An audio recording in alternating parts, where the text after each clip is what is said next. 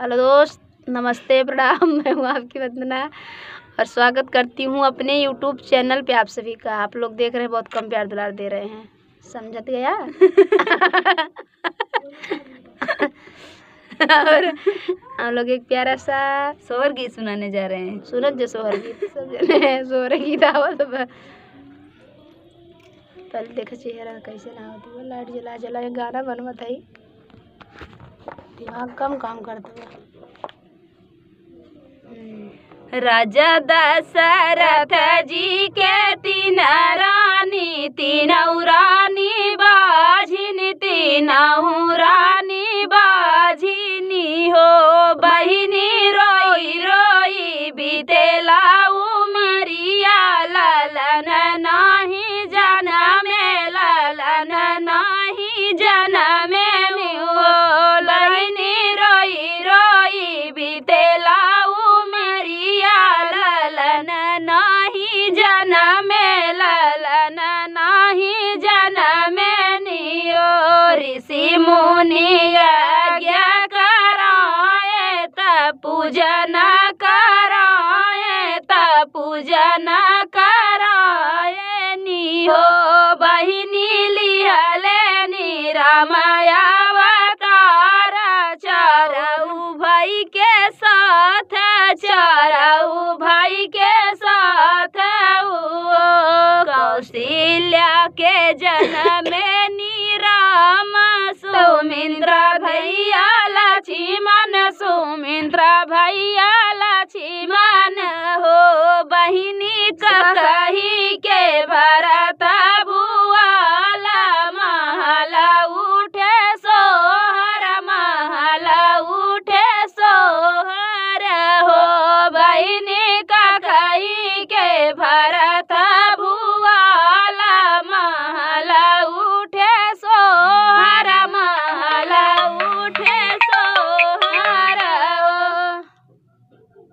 सीता बियाही राम लवटे, कैकेयी छठ ठानी, कैकेयी छठ ठानी हो।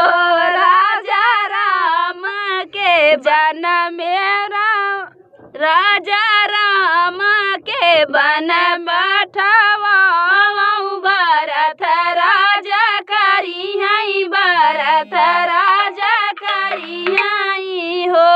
राजा राम के बन में बैठावा, भरत राजा करी है, भरत राजा करी है हो।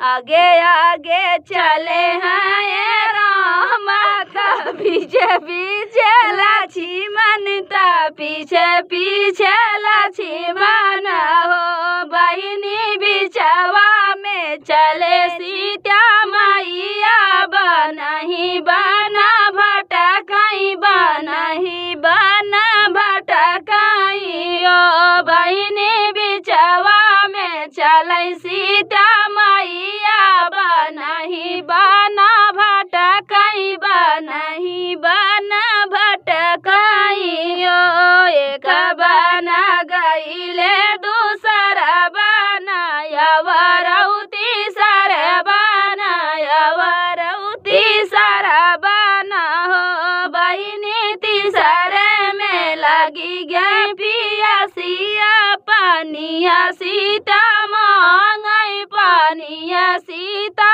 मांगई हो। पीपरा के पेड़वा जा जाए, सीताली बायार बहाई, सीताली बायार बहाई हो।